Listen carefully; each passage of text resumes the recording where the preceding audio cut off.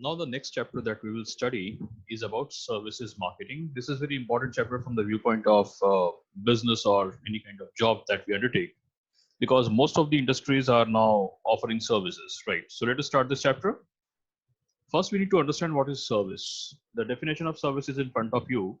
It is any act or performance, whether it is physical, that means tangible or intangible, results into any kind of ownership, and also introduces the end user into a part of it.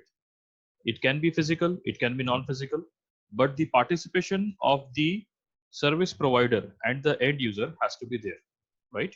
So services are basically a kind of performances that we understand. Suppose, for example, if I want to go to a restaurant, I'll be ordering my food there. So the moment I order my food, somebody comes, takes the order, prepares the food, and delivers it to me. So it's a kind of act, a performance, a kind of work that somebody takes and delivers to the end users or the consumers. Right. Let us see further categories of service mix. I'll explain you with an example of spectrum. Let us take an example of a spectrum. Spectrum means a band. એક band હોય, rubber band હોય. આપણે suppose example લઈએ rubber બેન્ડનો. તમને ગુજરાતીમાં સમજાવું છું. Rubber બેન્ડનો બે છેડા હોય. આપણે હાથમાં સ્ટ્રેચ કરીને રાખીએ બે હાથ વચ્ચે. તો જમણી બાજુ અને ડાબી બાજુ વિઝ્યુઅલાઇઝ કરો.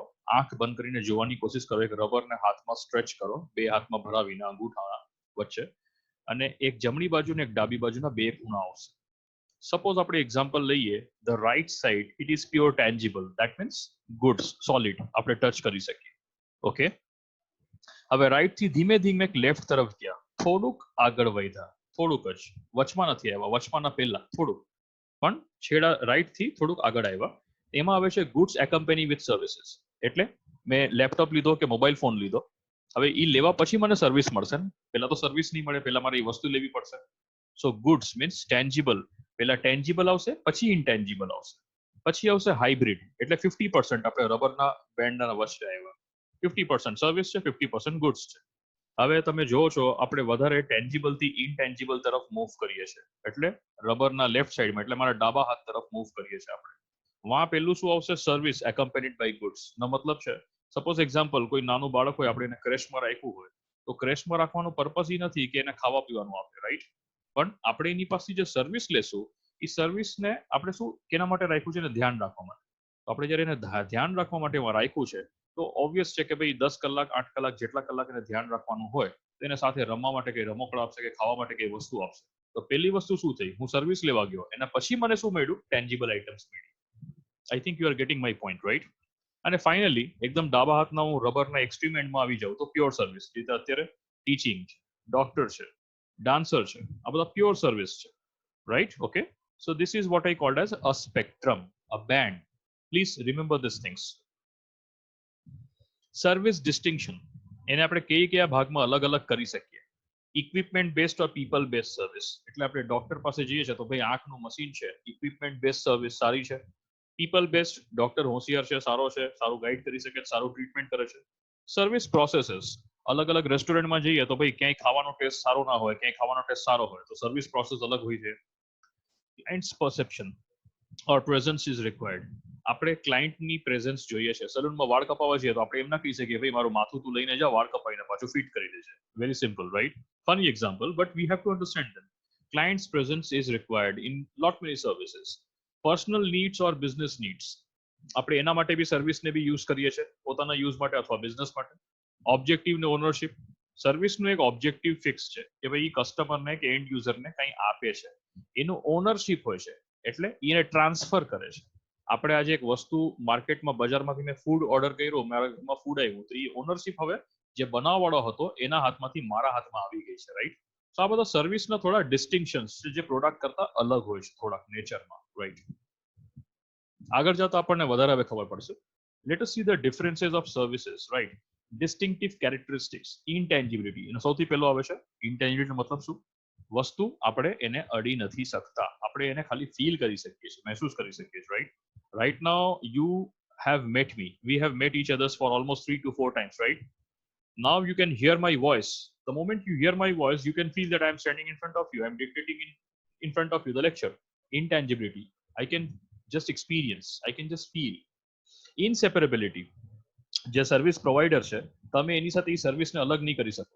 તમે એમ ના કહી શકો એક ડોક્ટરને કે ભાઈ થોડા કલાક માટે મારા ભાઈનું ઓપરેશન કરવું છે, તમારી સ્કિલ મને આપો, and then again I'll give it back to you. So it is inseparable by the service provider, right?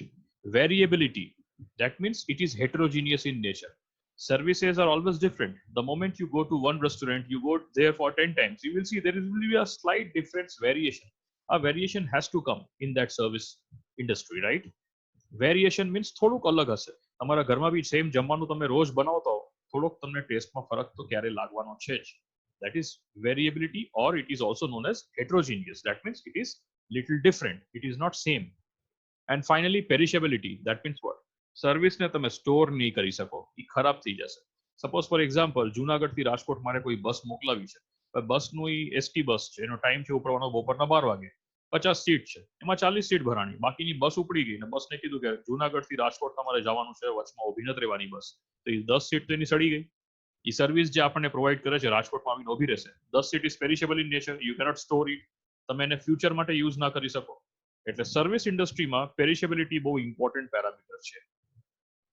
આગળ જતા ફિઝિકલ એવિડન્સ એન્ડ પ્રેઝન્ટેશન.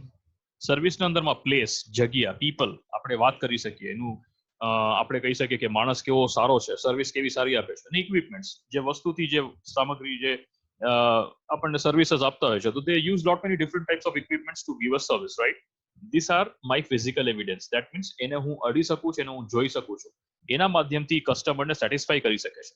પ્રેઝન્ટેશનમાં શું આવશે? Communication style, material that I use in my communication.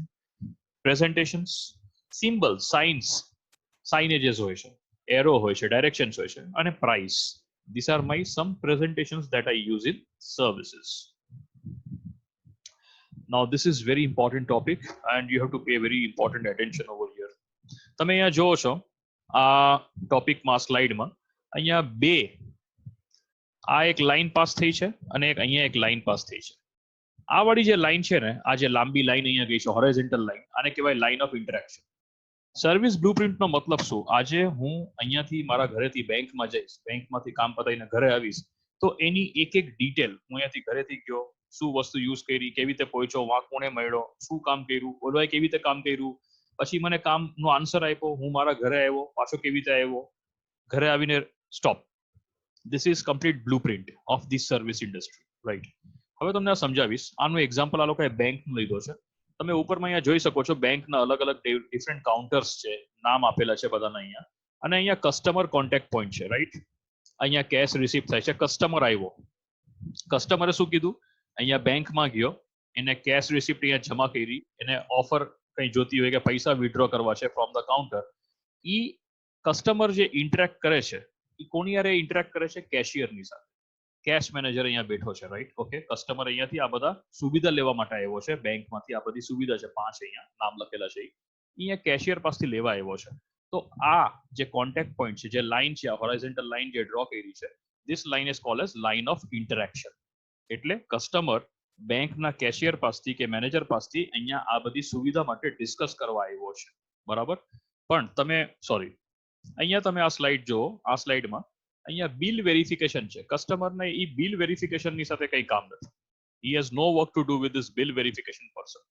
So this particular person આને આની હારે કામ છે કેશ મેનેજરની સાથે, પણ કસ્ટમરની સાથે કંઈ કામ નથી. તો કસ્ટમર અને આ પાર્ટ એક સાથે જોડાશે નહીં. Okay, this will be only with the cash manager.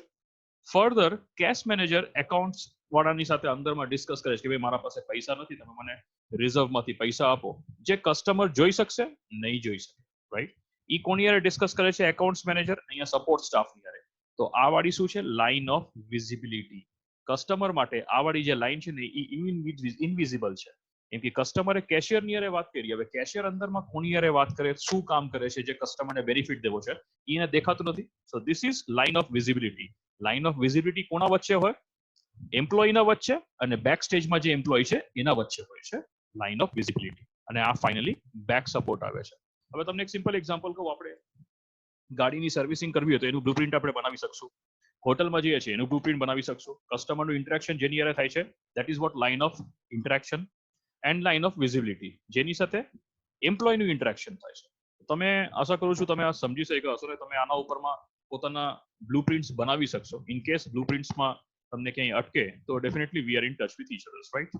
Moving further, root causes of customer failure. કસ્ટમરનું ફેલ થવાનું રીઝન શું છે? કમ્યુનિકેશન સ્કિલ્સ નથી સારી, એટીટ્યુડ પ્રોબ્લેમ છે, રોલ ક્લેરિટી નથી, ટ્રેનિંગ નથી મળી, પ્રોસેસમાં પ્રોબ્લેમ છે. તમે જો અહીંયા ડિફરન્ટ ટાઈપ્સના પ્રોબ્લેમ્સ અહીંયા આપેલા છે. ટેકનોલોજી સારી નથી, એક્સેસિબિલિટી નથી, ઇન્ટરનેટ સ્પીડ નથી, પછી સાઇટ સારી છે તો સાઇટમાં ફીચર્સ સારા નથી આવતા, સાઇન સિમ્બલ્સ અહીંયા સારા નથી આવ્યા, કે તમે એમ્બિયન્સમાં જાઓ છો, તમે મોલમાં ગયા તો મોલમાં એમ્બિયન્સ સારું નથી, એનું અંદરમાંથી ક્યાંયથી સ્મેલ આવે છે તો કઈ પ્રોબ્લેમ છે, એસ્કેલેટર કામ નથી કરતું, લિફ્ટ કામ નથી કરતી. These are all different types of service failures, જેને આપણે કહીએ છીએ root causes of customer failure. આવડું જે ડાયાગ્રામ છે આ ડાયાગ્રામને બી કહેવાય છે ફિશબોન ડાયાગ્રામ. આ ફિશબોન ડાયાગ્રામ છે, એક સાહેબ છે જાપાનીઝ સાહેબ, એનું નામ છે ઈશિકાવા, એમને આ ફિશબોન ડાયાગ્રામ ડિસ્કવર કર્યું હતું અને સર્વિસ માર્કેટિંગના અંદરમાં આવ્યું હતું. બેસિકલી ઓપરેશન્સ મેનેજમેન્ટનો પાર્ટ છે પણ સર્વિસ માર્કેટિંગના અંદરમાં બી આ યુઝ થાય છે. હવે એના ફેલિયરના સોલ્યુશન શું દેવાના?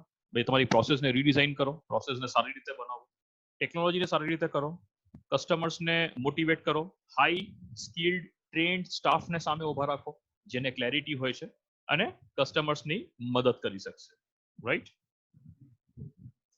માર્કેટિંગના અંદરમાં એક ટ્રાયંગલ છે, એને કહેવાય છે સર્વિસ માર્કેટિંગ ટ્રાયંગલ. અહીંયા તમે જોઈ શકો છો ઉપર કંપની છે, એમ્પ્લોય છે અને કસ્ટમર છે, અને એ લોકોના વચ્ચે કંઈ લખેલું છે. તમે જો કંપની ને એમ્પ્લોયના વચ્ચે ડિસ્કશન થાય ને, that is called as internal marketing.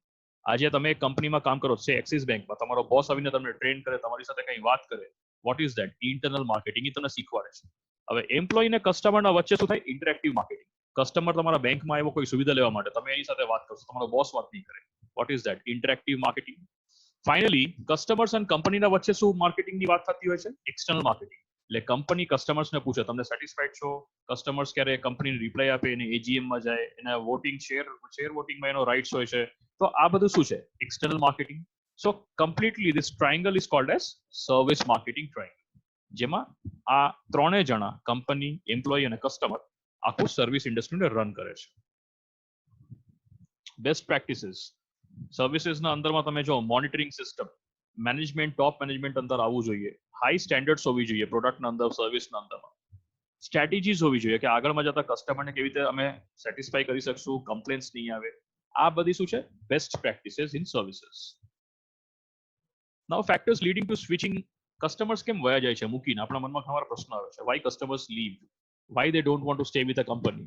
The reasons are very listed here. Pricing, inconvenience, મને ઈઝી નથી પડતું લેવામાં કોઈ વસ્તુ, સામાન, સર્વિસીસ.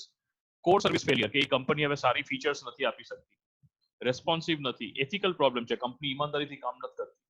કોમ્પિટિશન માર્કેટમાં બહુ સ્ટ્રોંગ છે, એ કંપની કોમ્પિટિશનને સસ્ટેન નથી કરી શકતી.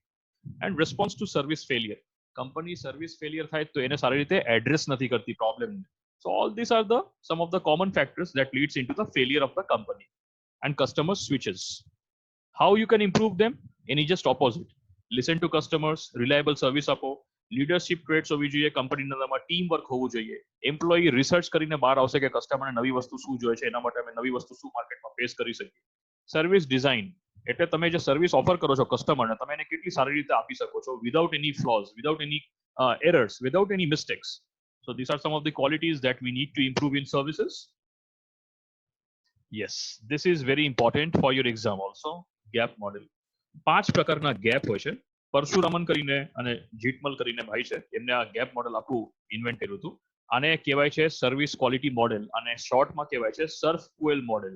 SERVQUAL, સર્ફ ક્વેલ મોડેલ બી કહેવાય છે. 5 ટાઈપના ગેપ હોય છે.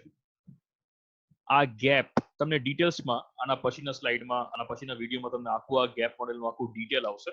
પણ જસ્ટ તમે એકવાર સમજી લો અત્યારે શોર્ટમાં. 5 types of gaps are there. આ ગેપ્સની તમને આખી ડિટેલિંગ કહેવામાં આવશે letter on, right? Determinants of service quality. એક સર્વિસ હોય છે તો એક સર્વિસ સારી, એની ક્વોલિટી આપણને મળે તેના પેરામીટર્સ શું હોય છે? રિલાયબિલિટી, સર્વિસનો ભરોસો, responsive, service should be replying to you quickly, assurance, ભરોસો આપે છે, એમ્પેથી, સર્વિસ ઓફર જે કરે છે એ તમારી પરિસ્થિતિ સમજી શકે છે, તમને એ જ સર્વિસ આપે છે જે તમને જોઈએ છે, અને ટેન્જિબલ, સર્વિસના અંદરમાં ટેન્જિબલ શું હોય છે? equipments, these are tangibles. મને સર્વિસના અંદરમાં equipment મળે છે, મને સર્વિસના અંદરમાં એનો લોગો મળે છે. These are all tangible things that I as a customer get from the service provider. Customer worries, failure frequency. કોઈ વસ્તુ તમે માર્કેટમાંથી પરચેસ કરી, કોઈ ઇક્વિપમેન્ટ કે કોઈ ટેન્જિબલ આઇટમ, હવે એ માર્કેટમાંથી લેવા પછી કેટલી વાર બગડી જશે, તમને એ ટેન્શન રહેશે. ડાઉન ટાઈમ, બગડી ગઈ તો સમૂહ કરવા આપી, સમૂહ કરીને તમારા પાસે કેટલા દિવસમાં પાછી તમારા હાથમાં આવશે, એને મેન્ટેન કરવા માટે તમારા પોકેટમાંથી કેટલા રૂપિયા ખર્ચા થશે, that means out of pocket costs, right? So these are some of the different types of customers worries that normally a customer faces in the market. Now in my next video we'll discuss in detail about this gap model, which is very important for your exam. Thank you.